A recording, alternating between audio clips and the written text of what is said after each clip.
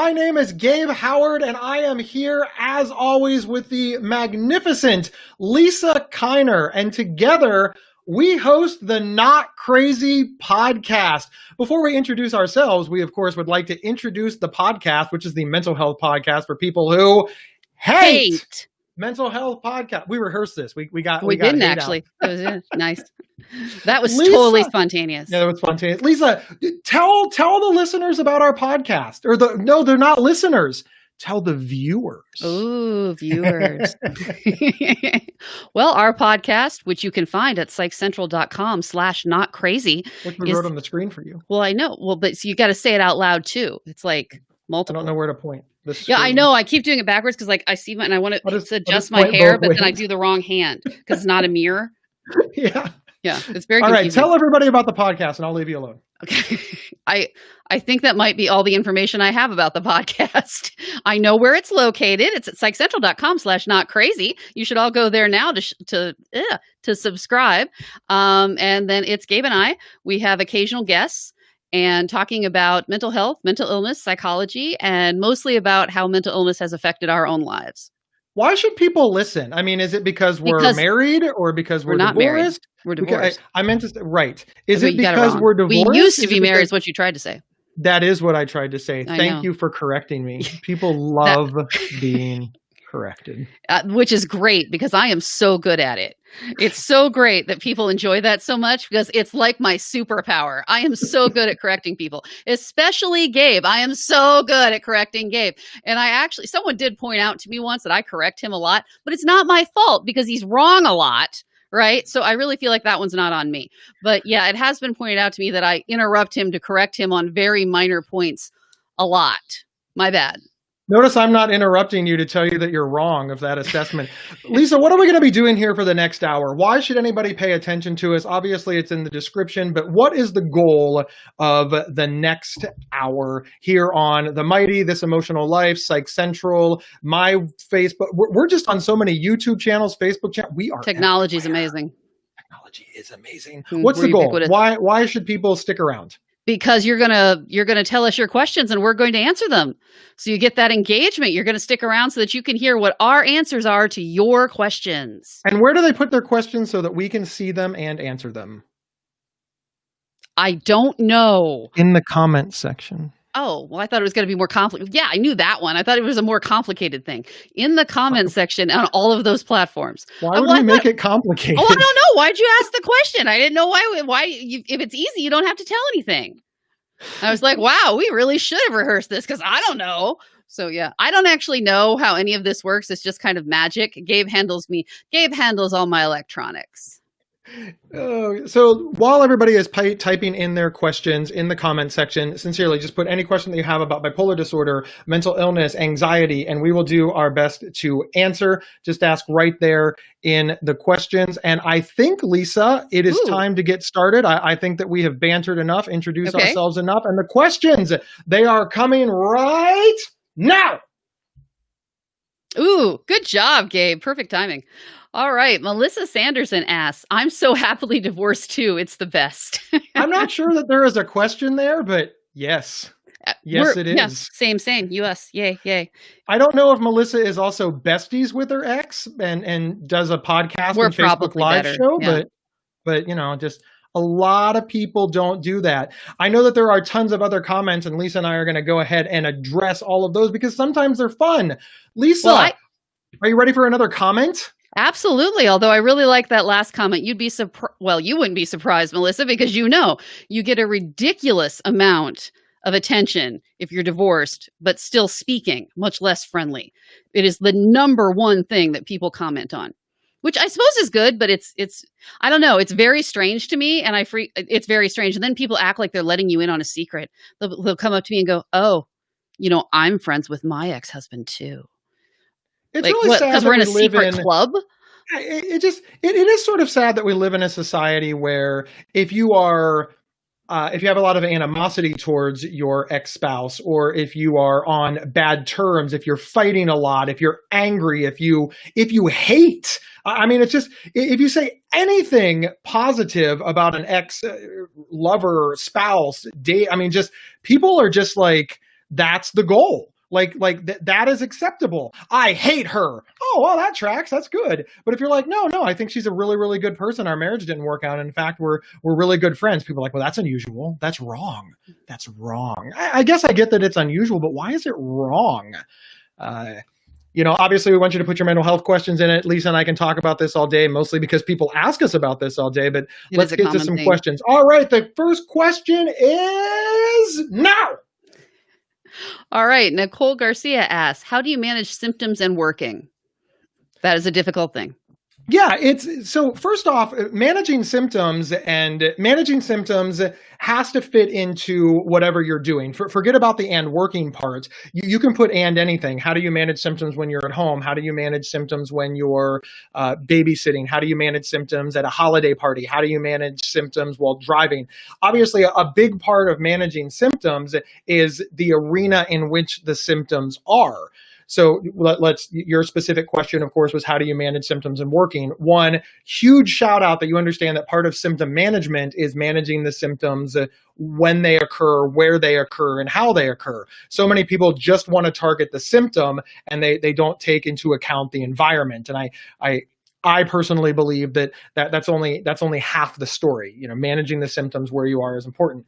For me, managing symptoms while working is a delicate balance of informing human resources supervisors, coworkers, and setting the expectations. For example, I get overwhelmed very easily. I have anxiety, and anxiety is,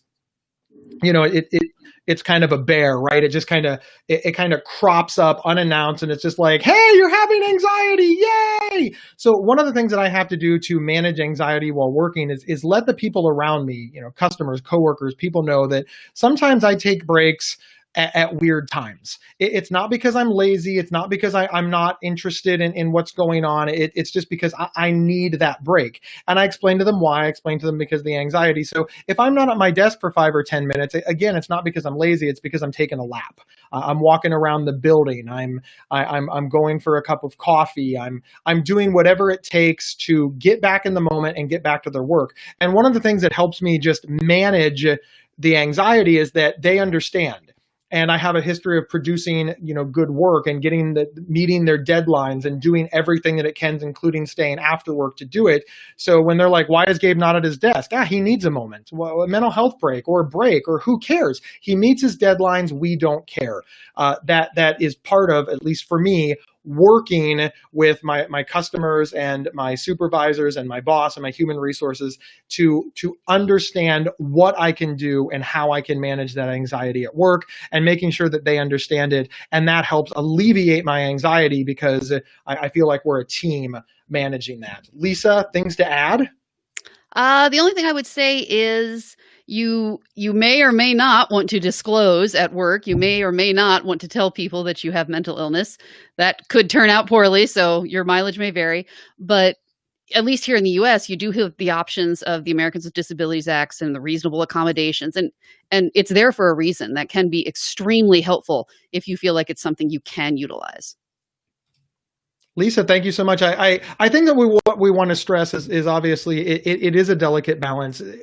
I almost came out and saying, well, the best way to manage symptoms while at work is to get a job that works with your symptoms best. And I'm reminded of this long and involved story about how my chosen line of work I had to give up because, it was basically when networks went down, I fixed them. Well, when networks go down, companies lose millions of dollars in productivity. So it's a very high stress job. So clearly that wasn't for me, and I had to move into something that was lower stress for me because that was better. Don't set yourself up to fail. But I think that Lisa's advice is much more practical. Remember FMLA, remember human resources, get ahead of it. Don't wait until there's a crisis to explain to human resources or your supervisors what accommodations you need. Get ahead of it. Ask for accommodations before you need them. One, especially in the case of anxiety, it could prevent you from needing them. And two, you want to negotiate from a position of strength. And the worst time to have a fire drill is when the building is on fire. So just get ahead of it. Keep that in mind. Set these things up before rather than later. All right, Lisa, you ready for the next question? Absolutely. Next question. I love how you say absolutely all the time. Oh, see, that's one of my words. I'm supposed to stop, well, not stop, but I'm supposed to limit my saying of absolutely, just, very, and so. Absolutely is one of my words, but I can't stop. I don't know. I Don't need forget other words. We want to get Well, and you know. That's an advanced skill. I'm not going to be ready for that yet. I can only do like 3 things at a time. That'll be in a couple of years, maybe. Okay, question. My question is, do either of you have bipolar disorder, and how does it affect your everyday life? Yes, Gabe? I am the resident bipolar. I live with bipolar disorder. I was diagnosed when I was 25. I'm 43 now, so almost 18 years ago. Obviously, I had all of the symptoms of bipolar disorder before that. I just was really late to getting diagnosed because nobody in my family understood that I needed help.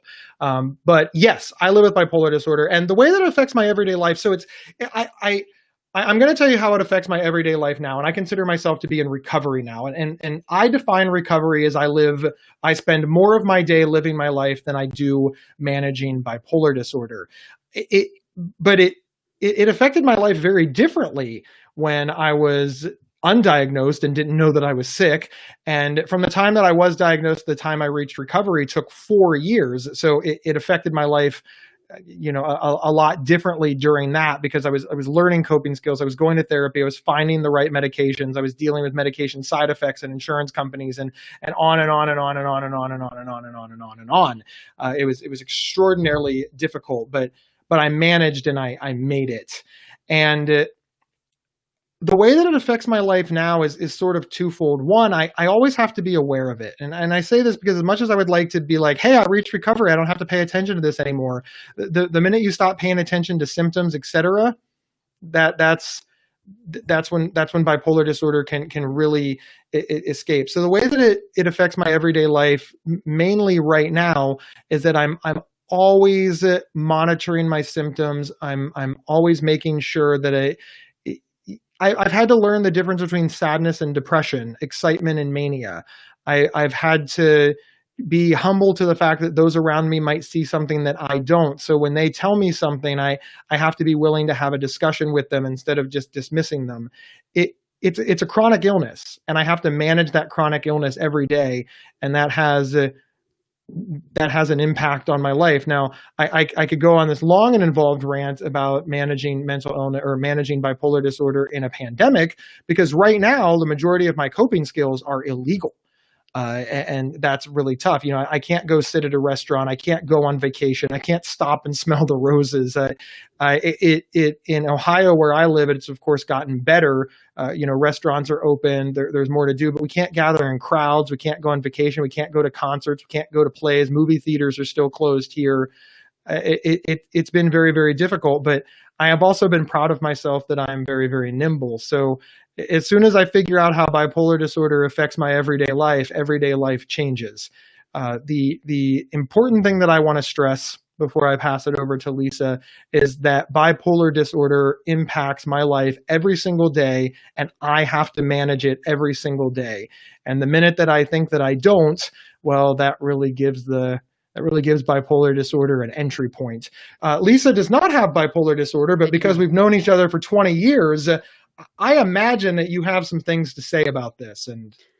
Well, the question is how. Thank you, Gabe. The question is, how does it affect your everyday life? And how doesn't it? It affects every aspect of life, like any chronic illness, like you said, Gabe. The example we always give is diabetes. Let's say you're diabetic and someone says, oh, how does this affect your everyday life? Well, it does. It just does. It affects your everyday life.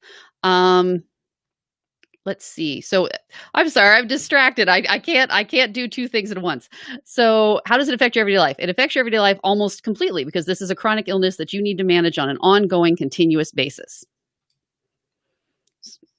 Good job, Lisa. Thank you. Ready for the Mic next drop. question? Here, let's do a high five. Hang on, no, it's this way. No, I don't. High five. Yeah, I'm never going to be able to figure that out. You got to do. All right. Because it's a mirror image. Okay. There's a question. Okay. You have been saved. I'm on antidepressants, but when in public, there's too many people in my place. My anxiety starts flying off the roof. How do I cope with that kind of anxiety? That's a difficult question. The first thought I had, though, is you're saying that you're still struggling with your anxiety. It sounds like at a really high level, like it's not under the control where you want it to be. So maybe you're not on the right antidepressants. Maybe you're not on the right medication. Maybe you need a change. This is the type of thing you should discuss in depth with your doctor if you have a therapist, and see if they can work with you.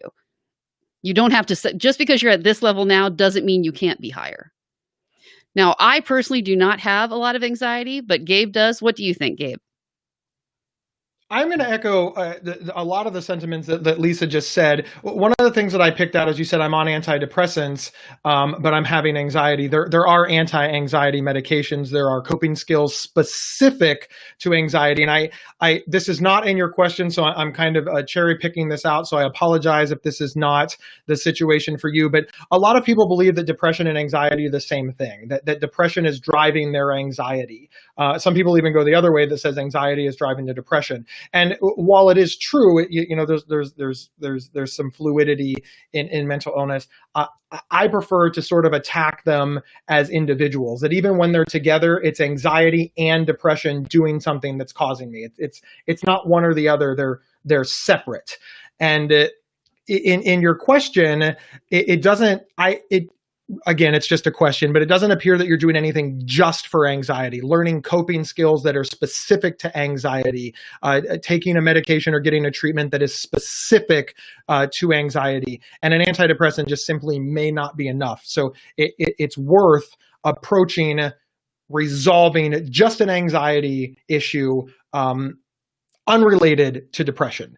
Now, again, we have to look at the entire individual and on and on and on. I understand that it's not that simple, but for the purposes of that answer, you need to learn some coping skills for anxiety. That said, I sort of have this problem too, which is odd because I love crowds and I love people and I love public speaking and people they are shocked when they're like, wait, you don't like large crowds of people? You love concerts and plays and being on stage and meeting lots of people and being the center of attention. How can you not like this? And the answer, of course, is complicated, but I do like being around a lot of people as long as I'm in charge. And you're thinking, well, I can't be in charge of everything. But there's ways to take back some of that control. One of the things that I do before I go anywhere, literally anywhere, is scout the place out. I want to know where the bathroom is. I want to know where the exits are. I want to know all of the escape routes. And I find the best position where I have multiple ways to get out. So if I am overwhelmed, I've got clean access to the back door, clean access to the front door, and clean access to the bathroom. So now I have 3 escape routes, and I'm going to be honest, 95% of the time I don't need them, but I have them, and that's extraordinarily reassuring. If I'm going with Lisa, my wife, a friend, anybody like that, I engage them, so that I can whisper in their ear, hey, I got to get out of there. And Lisa, she has also planned all the escape routes. She also can run interference, so she can say, Gabe, oh my God, I left something in your car. Can you help me get it out? And then Lisa and I have to leave. And therefore it's not Gabe's fault. Gabe doesn't want to leave. Lisa's making him leave, or his friend, etc. And finally, I'm one of these people that sits with my back to the wall so that I don't like people behind me. So I can see the whole room.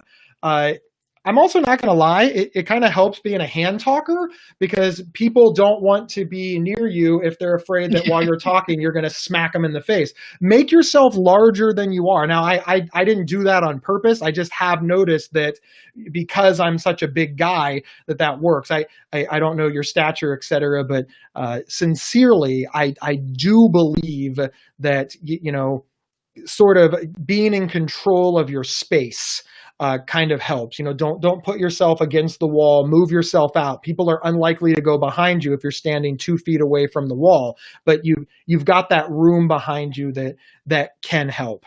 Lastly, maybe don't go into a situation that, baby steps, build up. I didn't start going to, concerts or bars with 1,000 people where we're all jam packed in the day that I got diagnosed with anxiety. I had to work up. So Lisa, do you have anything to add to that before we jump into a comment? Just to emphasize the recon aspect of things, that really helped you, Gabe. And when we figured that out, And you don't have to like really overdo it, but just he was much more comfortable in places he'd been before. So if you're going to be going to someplace new, maybe a new concert venue or something like that, it might help to get there early. So you can look around and feel more comfortable in the space. If possible, maybe you want to check it out the day before. And then of course, once you've done it, you're good. So the next time you go to a concert there, the next time you go to an event there, you'll already feel comfortable with the space. That was it was surprising how extremely helpful that was for Gabe. All right, we've got a comment. We're going to pop it on the screen now. Oh, it turns out you're not a Jedi. Oh, that is so sad. Now! Pointing for you. Yay! I feel like I did it even though I didn't. Aw, I'm going through a divorce and my ex and I are still great friends. I love hearing you talk about that. I could talk about it for a long time, so you're in luck. We're going to talk about it for a moment because it's weird. I was in a psychiatric hospital. I thought about suicide every day since I was little. I almost died by suicide. I had bipolar disorder that went untreated, and my family tried to punish the symptoms of an illness out of me. I jumped off a roof. I spent just so much money being manic. Hypersexuality was a big thing. It took me 4 years from the time that I was diagnosed to get the right treatment. I tried so many medications, and the number one thing that people want to talk about in all of that is, wait, you're friends with your ex-wife and you don't have kids? Why? And this has been happening so long, we've sort of developed pat answers, but sincerely, this is not true for everybody, but Lisa was instrumental in getting me help. My family didn't realize I was sick because they didn't have the education. Lisa helped me get well. She explained the early steps of mental illness to me, and that's like an amazing friend, right? That's not the kind of person that you just discard. And what she did was so amazing that we got married because of it. We were joined by this.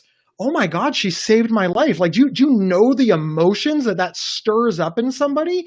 And then I got well, and we realized we didn't have a lot in common. We had a lot in common to be friends, but we had completely different life goals, values, and things like that are not compatible for marriage. And if Lisa and I would have been our best selves when we met, we would have gone out on a few dates, and Lisa would be relegated to the, someday I would tell, I don't know, my children or whatever, to be, Daddy, who'd you date? Well, a long time ago, I met this really nice blonde woman. She was a physicist. We went out on a few dates, and she was so fascinating. We had great conversations, but I would definitely have been the one who got away. That's all I'm saying. No, you wouldn't have been. No, I totally would have been. You would have been the one who wanted to spend every week traveling, and I would have been the one who wanted to stay home. Why would you want to stay home? You've already been home. You don't need to stay home. It's ridiculous. And we would have just realized through that's why you date, right? To realize that, hey, we don't make a good romantic couple. And it unfortunately, we were married, and we had been married for 5 years when we realized this. And we started looking at our options. Our options were to stay married and be miserable. That's not a good option. Our second option was get divorced and forget that the other person ever existed. Now, that doesn't mean animosity or anger. It just means never seeing that other person again. But what presented itself was this third option. We could just right size. We could just be the friends that we always should have been, and start from here and move forward. And listen, I'm not saying that we never get into an argument that is clearly a husband and wife argument, something that we're pissed off about that happened when we were married that we just can't let go. We are human, but mostly we just build a friendship on the things that we have in common that make us great friends. And it is nice that we have this thing that connects us, which is Lisa did save my life. But I just want to stress that I'm sad that there are only two choices when a romantic relationship doesn't work out. Either you never see each other again, or you hate the other person. It just really doesn't seem like why can't there be a friend option, and why is it so weird? The thing that has always surprised me is, one, that it never seemed weird to me. And maybe it should have, maybe that was naive, but it never seemed odd to me. It never seemed strange that we were going to be divorced yet still stay in contact or still remain friends. It never occurred to me that, certainly I have many ex-boyfriends where you think, hey, I wonder what happened to that guy. Where's he now? I don't know. it never occurred to me that that was going to happen with us, that he wouldn't always be a part of my life. And I don't know if that was just naive, but it never occurred to me. And then one of the things Gabe said one time, and I'm going to not say it as well, is that why is it considered more socially acceptable or more mentally healthy if you hate this person? Because again, the opposite of love is not hate, it's indifference. So why is it considered more emotionally healthy, more mature, better for you, a sign of a person who is in a better place if you hate this person? And even though you haven't been married to them for years, you're still having all this hatred and you're still talking all the time about how they're so evil and they're so terrible and they ruined your life. But for some reason, dwelling on that and being that way is better than our system. It's very weird. Yeah. It is. Yeah. It is. And we get that all the time. Let's try the high five again. Okay. No. Okay. One. Oh, yeah, I figured it out. Okay. Hey, ready? Yeah. Hey, ready? Yeah. Go. Yeah.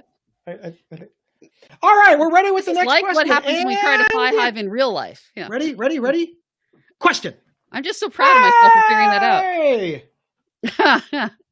All right. The next question is, what changes or reform do you feel we need in mental health care in the U.S.? I feel we need DNA testing, cannabis legislation, and affordable care. Well, how much time do you have? There is a lot of room for improvement in the mental health care system in the U.S. We have multiple podcasts, and Gabe has multiple writing on the subject. What was the thing that struck you the first? For me, the first thing would be affordable care and the idea of access, that there's not enough care available, and what is there is not affordable by the vast majority of people. What was the first thing that hit you, Gabe? When I think of mental health reform, I think of healthcare reform. Well, yeah, it goes together. That's a good point. Anything that you could say about mental health care, you could also say about healthcare. How does the healthcare system in the U.S. need to be improved in terms of lack of access, financing, our payment system, insurance companies, doctors, on and on and on, all those things for mental health care. I was going to say all that, but thanks, Lisa, for your help. I said it better. I got that first. We need healthcare reform in this country for a number of reasons, but I'm gonna honor the question and stick to mental health care. One of the things when it comes to mental illness is let's talk about when the average crisis point or diagnosis is. The average age is 16 to 24. Now, in America, and I'm only speaking for America, we are expected to get our health insurance from our employers. Well, 16 to 24. That's if you've got a really good family, if you've got good parents, then yeah, maybe you've got health insurance from them. But that's not always a lock, and we can't control who we're born with. And depending on we have the Affordable Care Act, which has closed some loopholes, but it's not perfect. So when you're the ages of 16 to 24, you don't have this nest egg. You don't have this good job that you've worked up to that has the good insurance. Because remember, in America, to get good insurance, you have to have a good job. We actually say things like, oh, that's a good job. It has good insurance. That means somebody else has a bad job with bad insurance. Or no insurance. Or no insurance, because you only have to, employers are supposed to provide health care, but only if you work 40 hours. So if you work 30 hours, they don't have to provide health care. So how many employers are just deciding to keep all of their employees at 30 hours so that they don't have to provide health care? I don't know. Could it be maybe some of the largest employers in America? And this is all very problematic because here you are, you're 16 to 24, you haven't been established yet, you're out, and now you're sick. You're sick. And mental illness can look a lot like laziness or, depression. I don't want to get out of bed. Well, that can look like he doesn't want to get a job. It's tough because everybody's looking at you and thinking, well, he's just too lazy to work. He's not willing to help himself. And that's not the case. That is just how this illness looks. So when we talk about healthcare reform, can you imagine the differences if every single person had access to good quality wraparound services for all health? But again, I'm honoring the question and keeping it to mental health. The reason that I am well, the reason that I did so well and reach recovery with bipolar disorder is not because I'm extra smart. It's not because I'm extra special. It's not even because I worked harder. It's simply because I had access to care from beginning, middle, and end. And I did have access to a good family and friends. I I had a Lisa, for example. But even moving that aside, there are so many people, they want to get well, but they're on a 6-month waiting list to see a doctor. And then because it's the free doctor, they're 13 minutes because those doctors are overwhelmed. They can't get wraparound services like, assistance with houses or paying for medication or even a ride. Just you're severely mentally ill. You're in the middle of psychosis and they're like, oh, 6 months from now, we want you to show up to this address at 3:00. You don't know what day it is. You're sick. They're just unfair burdens in the way that we treat mental illness in this country. And if you don't have a payer source, forget it. It's almost luck at this point. I would start there. Healthcare is a huge problem in America, and mental health care is an even bigger problem because it's the redheaded stepchild of healthcare. I could go on and on forever, but I would sincerely start there. Sincerely. I don't know why in America, the richest country on earth, we've decided that we don't want to take care of sick people, but we don't. And I believe that people with mental illness are particularly vulnerable because of the nature of the illness and because the age of onset. Well, and because a lot of the symptoms of mental illness are going to keep you from being employed or having steady employment or having full-time employment.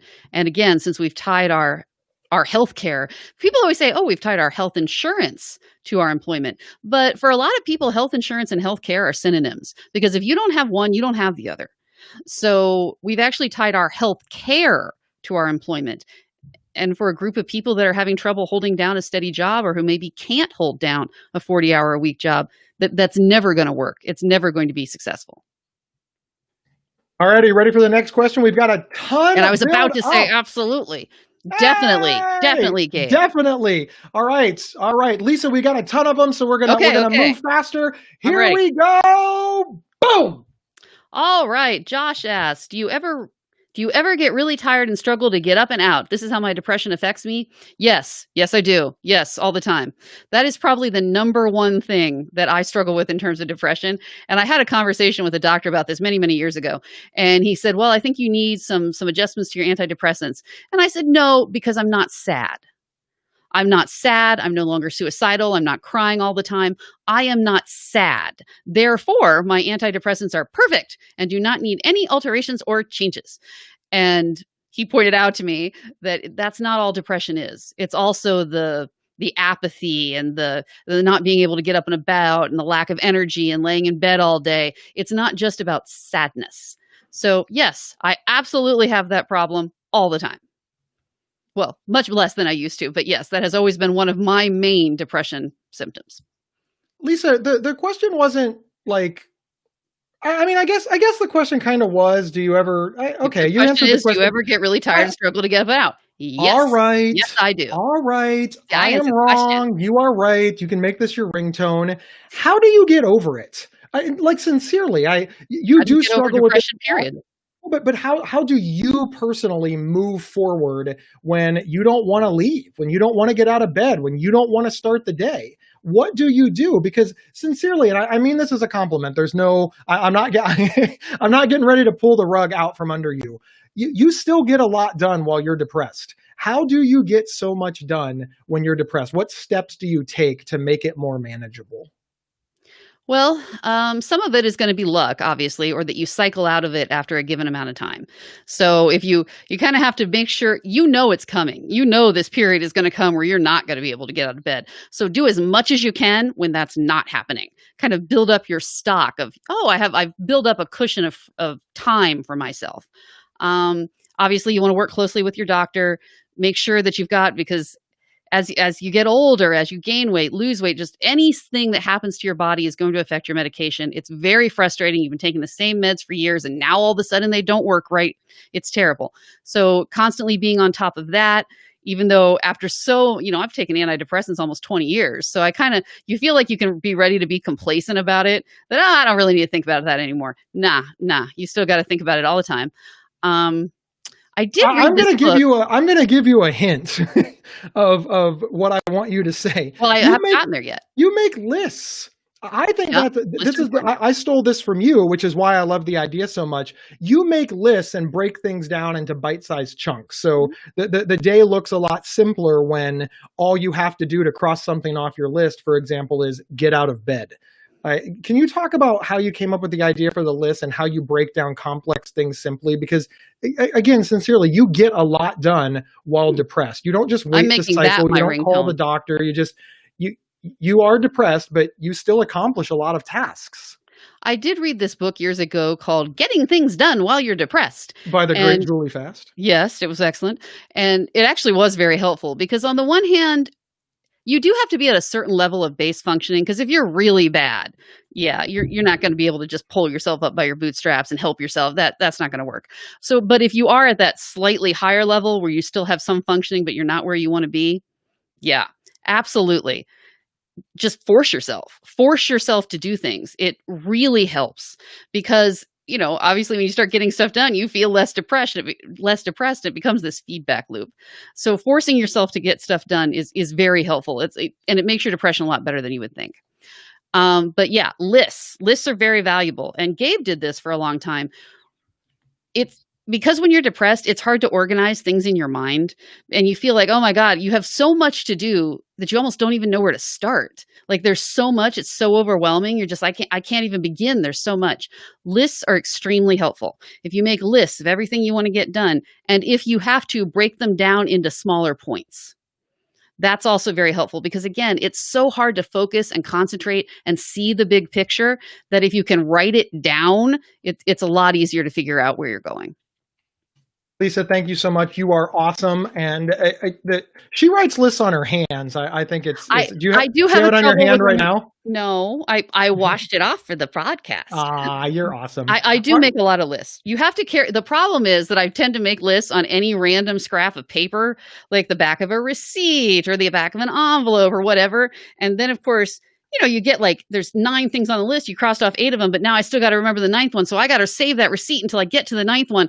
So inevitably, I will have a giant pile of random pieces of paper just sitting somewhere. And then my husband will be like, well, you needed all those old receipts? They weren't receipts. They were valuable, important lists. So are you ready for the next question? get yourself a notebook, but I'm never that organized. All right. I'm gonna do the magic. Okay, we're getting a new question. New question. Are you ready? I'm ready. Poof. Ooh, his Jedi powers are back. Asking as someone in a manager position, is it okay to ask questions when someone brings up mental health issues, such as how you cope and what are your triggers? I have panic disorder. I can relate, but don't want to cross the line. So this is really, really tough. One of the things that Lisa and I do in our spare time is workplace mental health and workplace suicide prevention. And the quick answer is sort of. And that's where it gets really, really tricky. It is okay to have a conversation, especially if they're the driving force. And one of the things that you said, is it okay to ask questions when they bring up mental health issues? Yes, but you need to be careful. You have to tread lightly. The example that we use in the training is it okay to ask somebody if they have children? No, it is not okay to ask somebody if they have children. However, if they have volunteered that they have children, then it is okay to ask them about their children. How is little Johnny? Did little Jackie enjoy the camping trip this weekend? Because obviously we want to have a workplace that is friendly and familiar, but it is not okay to say, hey, do little Jackie and little Johnny prevent you from getting the promotion? Or, we were thinking about promoting you, but we're worried about little Jackie and little Johnny taking up your time. So you've got to start thinking in those lines. If you're having a generic question or a generic conversation about mental health disorders, understanding how you as their manager can make the workplace more friendly or compatible for them, that is okay. If you are saying things like, I completely understand, this is obviously good too, because you want to be an ally and you want to help. But obviously you cannot ask questions like, well, we're afraid to promote you, Gabe, because we think that somebody with anxiety disorder shouldn't be in charge of client cases. That's going to get you in trouble real quick. If you have a big enough company, please engage your human resources department and have these conversations maybe with HR present. If you are just having a general conversation where you are listening or you are providing reassurance, always, always, always handy. just be careful not to cross that line and tie mental illness or mental health issues into things like their pay or promotion or continued employment. You've got to be extraordinarily careful. Lisa is probably one of the most accomplished researchers I've ever met, and she knows a lot about crossing the line and being careful. So I know that she has stuff to add to this. And it's tough because you need to balance that, being friendly, receptive, and kind with not crossing the line. Lisa? Well, and we are not lawyers, but if you want to involve, if you have a big enough company, you want to involve human resources, you want to involve all of the resources that you have available to you. And the only thing I would also say is let this person lead the conversation. You're saying that they're coming to you with these issues. You didn't come to them. That's a good choice. And you say, how do you cope and what are your triggers? Obviously, in a management position, that would be extremely helpful because that isn't about mental illness or mental health so much as it is how to have the best working environment and therefore the most productivity out of this particular employee. So if you can frame your questions in that way of what can we do, not so much to make your mental illness better or to make you less anxious, but what can we do to help you work better? What can we do so that you can, stay on calls longer, get more done, not miss things? If you can frame it as workplace improvement or performance improvement rather than how do you manage the symptoms of mental illness, that might be helpful. The final thing that I'm going to say, reading it sounds like you personally have questions and you want to talk to somebody who's in the same boat. This is of course very, very tricky because on one hand, as a manager, you should not be friends with your employees, and there's nothing more friendly than sharing something as serious as an illness. But at the same time, it's very important to get that support. I would recommend finding a better outlet than your employee. It's sort of a don't crap where you eat kind of thing, but I understand how tough that is. So I want to be really, really fair. All right, we are moving right along. We've got we've got so many we've got a ton of questions.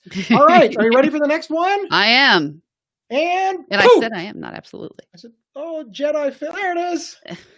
All right, Katie Clark asks, how do you deal with suicidal thoughts? So that's a difficult question. Yeah, suicidal thoughts are something that you need to take extraordinarily seriously. For one thing, you're going to want to report them immediately to people around you, to doctors, to everybody. And I know that sometimes, the answer to these questions can't all be, call your doctor. And I get that. But suicidal thoughts they're really far along the process. There's spectrum wise, they're in the danger zone. And when you're in the danger zone, you want to do something immediately. The way that I personally deal with suicidal thoughts is one, I tell somebody immediately. Whether it's my bestie Lisa, whether it's my wife, I tell somebody I can trust and who I have prepped ahead of time. Somebody that I've had conversations with, hey, when I get to this point, here are some of the things that I need you to be thinking about and doing. The worst time to have a fire drill is when the place is on fire. When everything is fine, sit somebody down and say, look, when I have suicidal thoughts and I come to you, I need you to do some version of the following things and discuss what those things are. Finally, again, the next thing that I do is I make an appointment with my therapist immediately. I also utilize things like peer support, whether I go to a local peer center or drop-in center so that I can be around people, whether I call the National Suicide Hotline and hear a trained voice to help, talk me off the proverbial ledge. The bottom line is that I inform people, including my doctor, and I do something.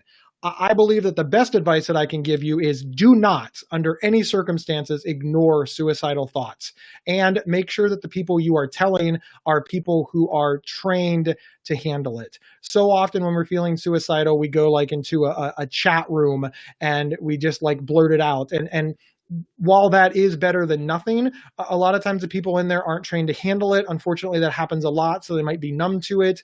It's also online, so they're not really in the best position to help you. So make sure you have somebody in real life that you can call or go to and manage that symptom. Lisa, anything to add? Well, this is what safety plans are for. If you know that you're prone to this at the time period when you're not having these thoughts, the time to set all of these things in place to actually you can find 1,001 templates online to actually fill out, what is my plan? When I feel this way, what do I do? What is the next step? So you can have it all mapped out for you ahead of time. Because obviously when you're super sick, you just can't think this stuff through. It's really hard to react in the moment. And then I had suicidal thoughts my entire life. I had suicidal thoughts. I've had doctors tell me that really young kids can't feel that way, but the way I remember it, I did. I have suicidal thoughts as long as I could remember, up through I got a good handle on my depression in my 20s. And I was actually only a few years ago that a doctor actually said to me, suicidal thoughts are never normal. And I thought, what? Well, that can't be right. It's not that big of a deal. That's not that big of a deal. That's super normal. Yeah. It turns out, that's never normal. Yeah, turns out that's a big deal and a symptom you need to report right away, and not just some random thing you can dismiss. And again, I had them so often for so long, they felt very normal to me. And even now that they've been gone for a long time, when someone says to me, that's not normal, I think, but isn't it? Isn't it? Or, most people, that's something I learned. Did you know that most people never have suicidal thoughts? Never. In their whole lives, they never once have this thought. Mind blown. Oh my God. I was amazed by that. But it turns out you get used to whatever you're used to, and you don't see that you're aberrant. So yeah, turns out that's never normal and always a bad thing. I learned that like 3 years ago, and it blew my mind. Mind blown. All right. Are you Yeah. ready for the next question? You do Sure. the magic thing this time, Lisa. I can't, because I can't understand, like I said, because this should be my other arm. I need a mirror. Woof. I need a mirror. Yay! Wow. I am back on meds for bipolar after being unmedicated for 20 years. On meds, my creative drive gets diminished. Can you offer a workaround to deal with issues with meds and encouraging your caring and creative urge? Yeah. Me or you?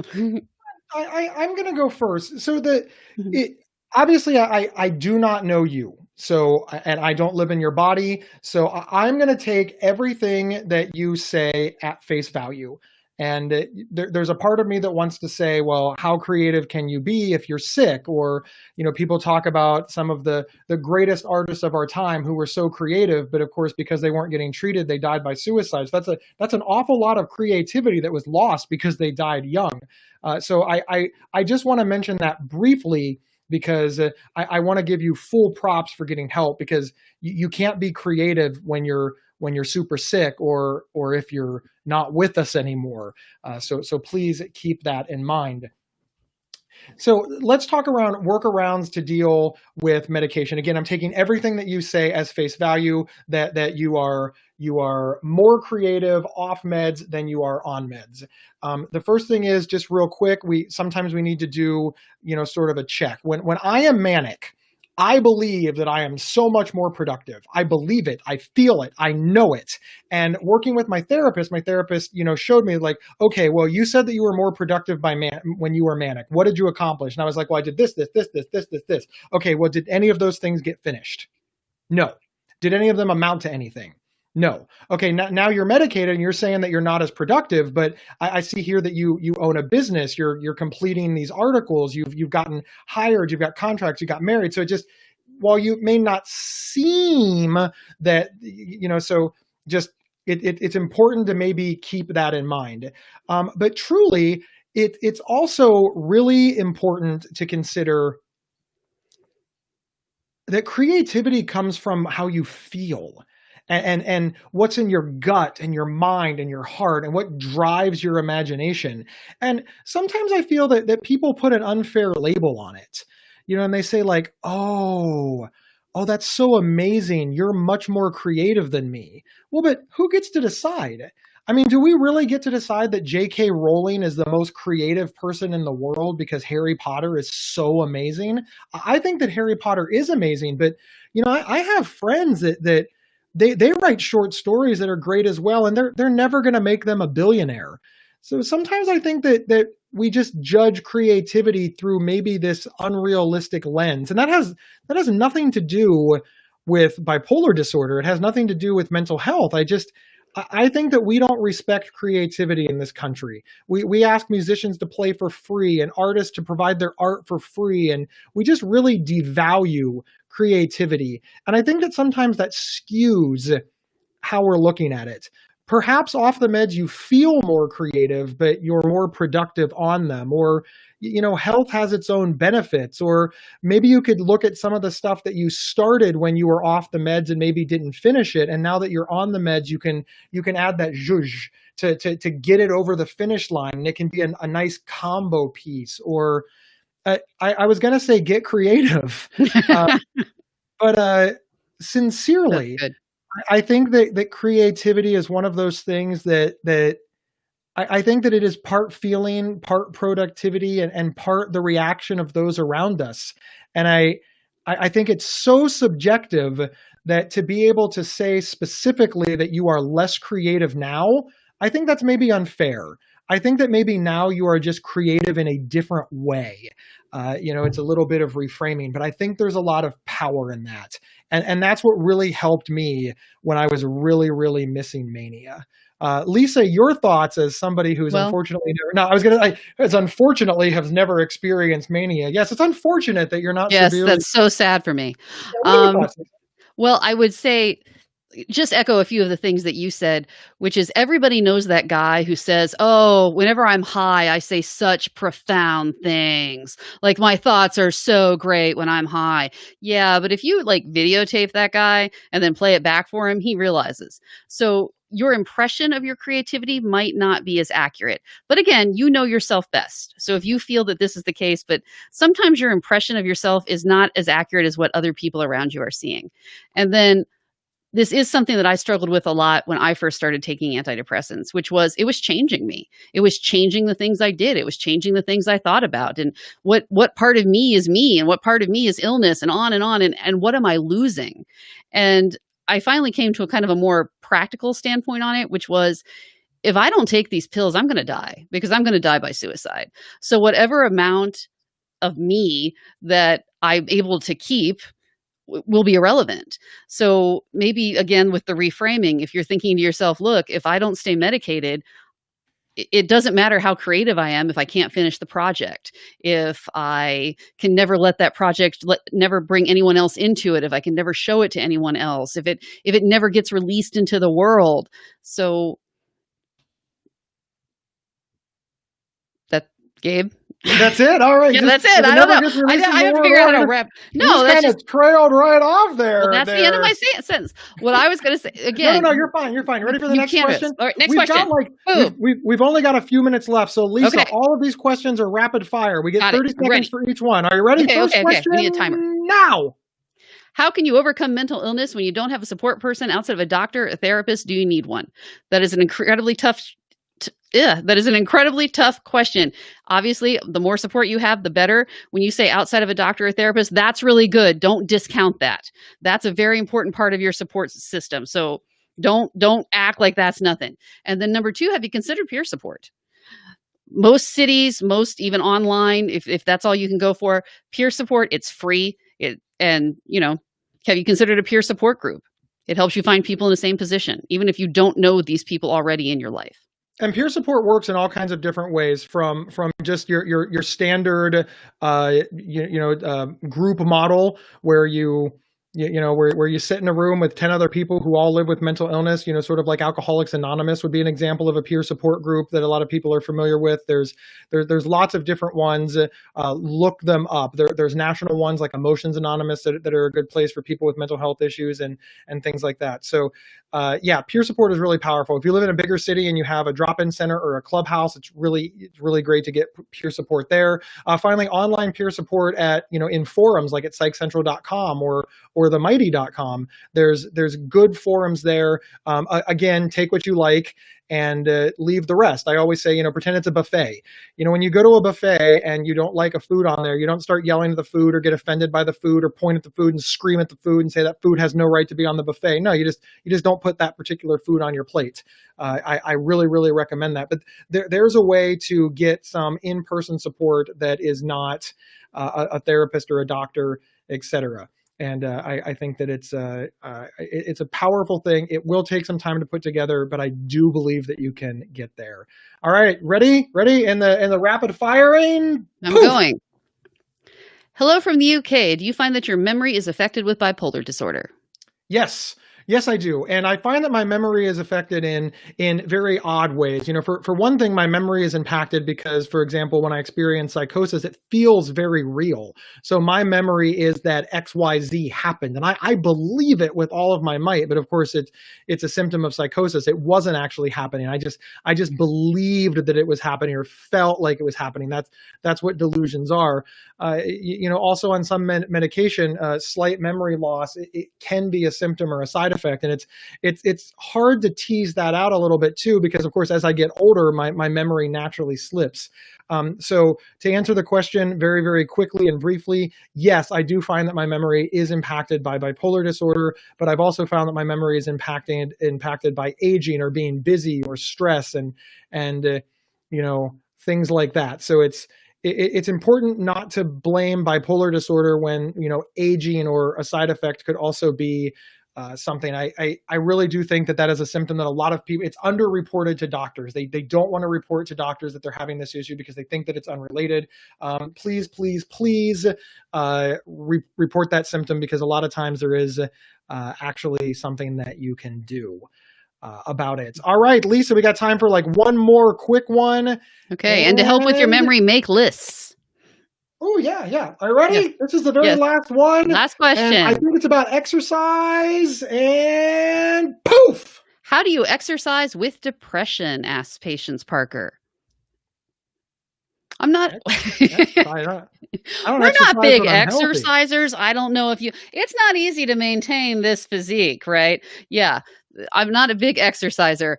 I would say that you do it the same way that you do anything else with depression, which is get yourself in a good place with your medication, with your therapy, and then ultimately you just have to force yourself. And that can be very, very difficult to do. I do know a lot of people who talk at length about how exercise helps their depression substantially. I have many members of my own family who feel the runner's high, et cetera. That's a real thing. And that without that, they would really struggle with mental illness in a way that they don't, because they have such a consistent exercise routine. So try to do it as much as you can. It can be extremely helpful. Here's my quick answer. First off, exercise is one of these things. Everybody thinks of exercise is like what the people on TV are doing, the marathon runners, the athletes, the on and on and on and on. Remember, getting up and walking around the block is exercise. Walking from your house to the mailbox is exercise. Doing things like dusting or cleaning or even just walking outside and throwing the ball with the dog is exercise. The best way to exercise while depressed is baby steps. Take very, very, very, very small steps. You can do it. I believe that any movement is exercise. And I think it's extraordinarily important to give yourself credit for the movement that you do. Because frankly, when you're depressed, putting on shoes and walking to the end of the driveway and back is monumental, and it will build from there. Everybody, we are running behind, so we have to go really, really, really, really quickly. Please, my name is Gabe Howard. With me, as always, is Lisa Kiner. We are the hosts of the Not Crazy podcast, the mental health podcast for people who hate mental health podcasts. It's available on psychcentral.com/notcrazy, or just search Not Crazy on your favorite podcast player. You'll see a picture of Gabe and Lisa. We will see everybody